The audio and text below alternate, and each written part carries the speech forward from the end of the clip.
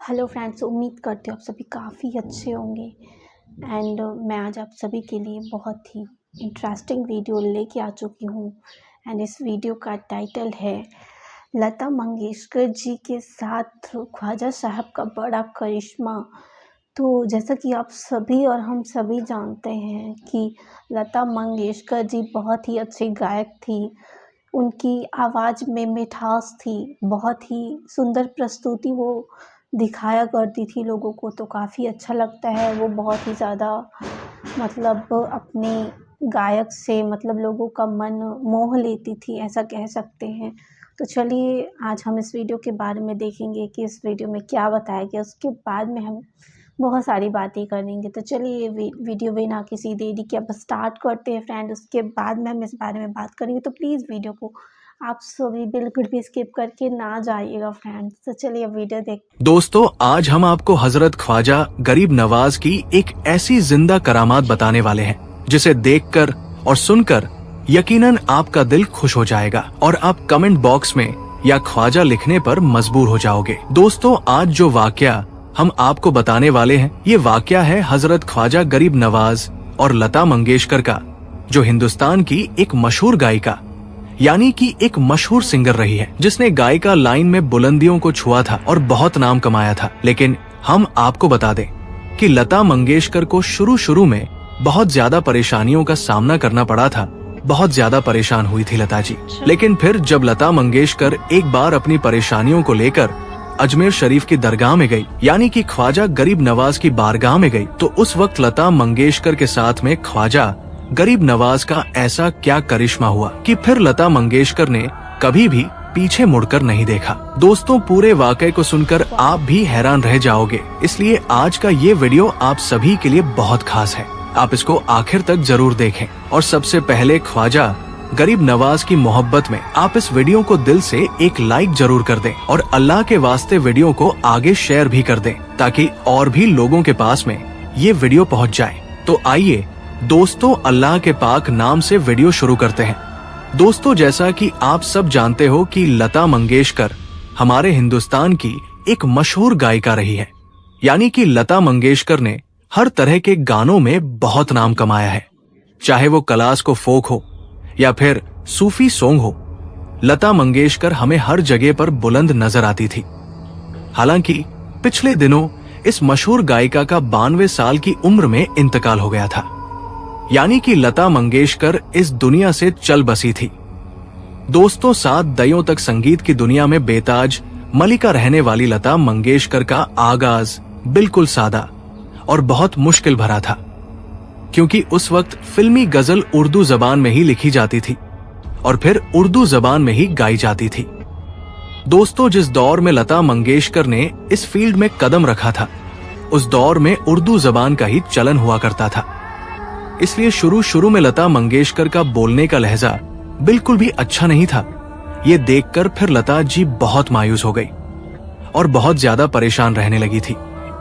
इसलिए फिर उन्होंने इस दुनिया को छोड़ने का ही फैसला कर लिया था। अब आप सोच रहे होंगे कि फिर अचानक से ऐसा क्या हुआ कि गुमनाम हो की गहराइयों में डूबी हुई लता मंगेशकर अचानक से इस फील्ड की बुलंदियों को छूने लगी और फिर देखते बहुत ज्यादा कामयाब भी हो गई। दोस्तों, इस बात को लेकर फिर जब एक बार एक रिपोर्टर ने लता मंगेशकर से सवाल किया, तो उसने इस कामयाबी का, इस तरक्की का और इस तब्दीली का राज खुद अपनी जबानी में कुछ यूं बताया। दोस्तों, लता जी खुद कहती है कि शुरू में मैंने बहुत मेहनत की, लेकिन मुझे कामयाबी हासिल नहीं हो पा रही थी।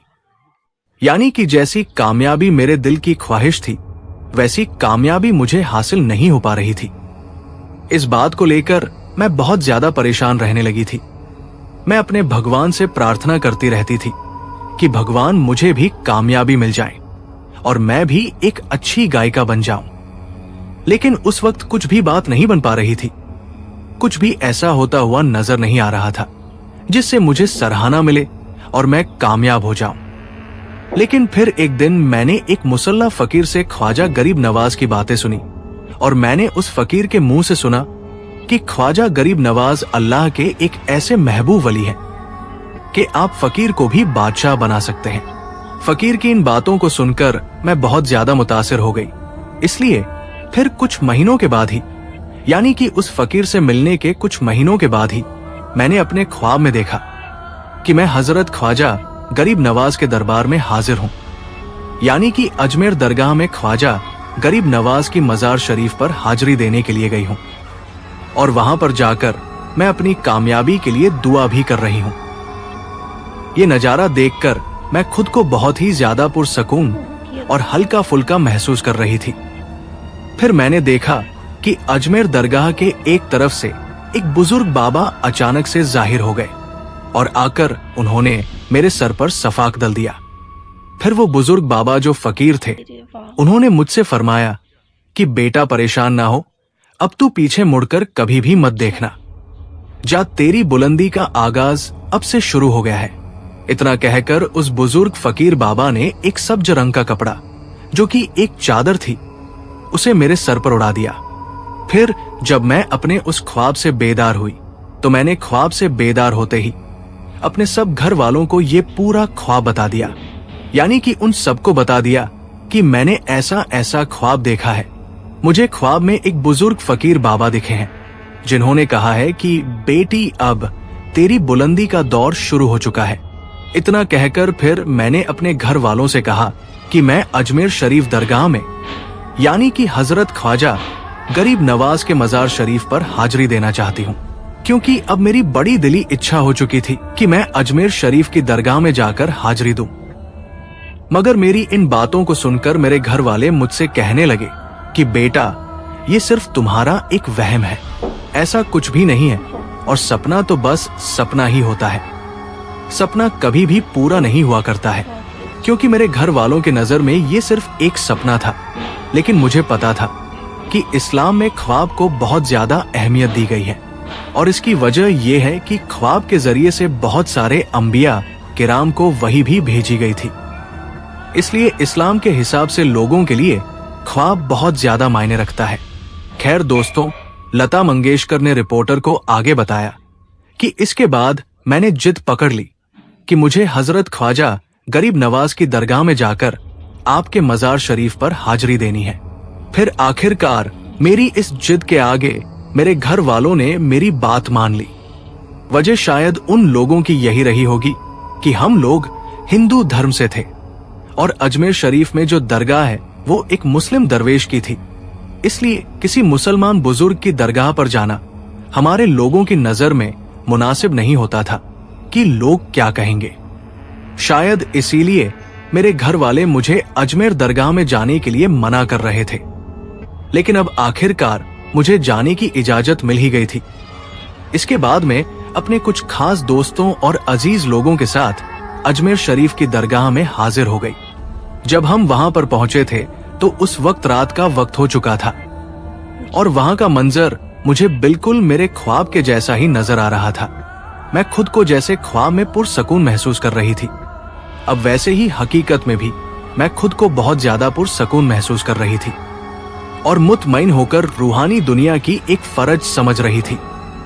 फिर मैंने ख्वाजा गरीब नवाज की बारगाह में हाजिर होकर सलाम अर्ज किया और दुआ मांगी। इसके बाद वहां के जो खादिम थे उन्होंने मुझे मजार शरीफ के अंदर ले जाकर एक चादर जो कि सब्ज रंग की थी और उसके किनारों पर सुर्ख रंग की झालर भी लगी हुई थी, और यही नहीं, सफेद और सब्ज रंग से उस चादर पर अरबी में कुछ लिखा हुआ भी था।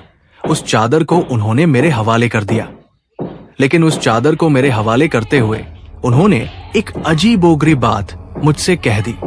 वो कहने लगे कि बहन, ये आपकी अमानत है, हमने आपके हवाले कर दी है। उस वक्त तो मुझे ये बात बिल्कुल भी समझ में नहीं आई, लेकिन फिर जब वापस घर आकर मैंने अपने ख्वाब को और हकीकत को आपस में जोड़कर देखा तो मुझे समझ में आ गया था कि वो चादर किसने अमानत के तौर पर मुझे दी थी। और मैं समझ गई थी कि ये तो हजरत ख्वाजा गरीब नवाज की एक करामात थी जो रहमत की चादर के रूप में आपने मुझे अता की थी। लता मंगेशकर ने इसके आगे रिपोर्टर को बताया कि इसके बाद तो मेरी कामयाबी के दिन ऐसे आए कि मैंने वाकई में इसके बाद कभी भी पीछे मुड़कर नहीं देखा। इसके बाद मैं संगीत की दुनिया की बेताज मलिका बन गई अब ऐसा होने लगा था कि इसके बाद मेरे बगैर कोई गाना ही नहीं बनता था। इसके आगे लता मंगेशकर कहती है कि फिर मैंने कई बार सोचा कि मैं दोबारा अजमेर शरीफ में जाऊं और हजरत ख्वाजा गरीब नवाज की मजार शरीफ पर जाकर हाजिरी दूं, मगर इसके बाद मैं दोबारा फिर अजमेर शरीफ में नहीं जा सकी, जिसका मुझे आज तक बहुत अफसोस है, आज तक बहुत दुख है। मैं उस वक्त जान गई थी कि बुजुर्ग ने दीन का काम खुदा से लेकर बंदों में तकसीम करना है। ये जाते पाक जुबान धर्म और इन सब चीजों से अलग हटकर इंसानियत से मोहब्बत करना सिखाती है। यानी कि जो वली होते हैं वो इंसानियत करना सिखाते हैं। इसके अलावा हजरत ख्वाजा गरीब नवाज अल्लाह के एक ऐसे महबूब वली हैं जिनकी नजरे करम अगर किसी पर हो जाए, यानी कि ख्वाजा गरीब नवाज अपनी रहमतों से फकीर को भी बादशाह बना सकते हैं। लेकिन अगर कोई इन पर गलत नजर डाल दे और अगर ये जलाल में आ जाए तो ये बादशाह को फकीर भी बना सकते हैं। दोस्तों, उम्मीद करते हैं कि आज का ये वीडियो आपको अच्छा लगा होगा। अगर आपको वीडियो पसंद आया हो तो आप इसे दिल से एक लाइक जरूर कर दें और मेहरबानी करके इसे शेयर भी कर दें ताकि और भी लोगों के पास में ये वीडियो पहुंच जाए। मैंने वीडियो देखा, हमें भी काफ़ी अच्छा लगा। इस वीडियो ने तो दिल को ही छू लिया फ्रेंड्स। काफ़ी अच्छा वीडियो था और बहुत ही अच्छी जानकारी मिली इस वीडियो से। तो आप सभी ने इस वीडियो में देखा लता मंगेशकर जी का ख्वाजा साहब जी के साथ बड़ा करिश्मा देखा आपने। तो उन्होंने कैसे आशीर्वाद दिया और उनकी ज़िंदगी बदल गई। लता मंगेशकर जी की जो दुनिया की प्रसिद्ध मतलब गायिका के नाम से जानी जाती हैं, उनका संगीत मतलब बहुत ही अच्छा था। उनकी आवाज़ के बिना ना गाने ही नहीं बनते थे, ऐसा होता था, उनके जैसा कोई भी नहीं था। तो काफ़ी अच्छा लगा ये वीडियो, बहुत कुछ सीखने को मिला इस वीडियो से।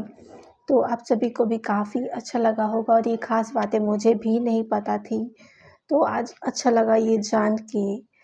तो चलिए अब इसी उम्मीद के साथ मैं आप सभी से अलविदा लेती हूँ, मिलूँगी एक और ख़ास वीडियो के साथ। तब तक के लिए बने रहें हमारे चैनल पे। वीडियो अच्छा लगा हो तो एक लाइक, कमेंट, शेयर कर दीजिए फ्रेंड्स एंड सब्सक्राइब करना बिल्कुल ना भूलें ऐसी वीडियोज़ देखने के लिए जो लोग फर्स्ट टाइम मेरी वीडियो देख रहे हैं। तो चलिए हम आपसे अलविदा लेते हैं, मिलेंगे एक और नई वीडियो के साथ। Thanks for watching, bye bye friends.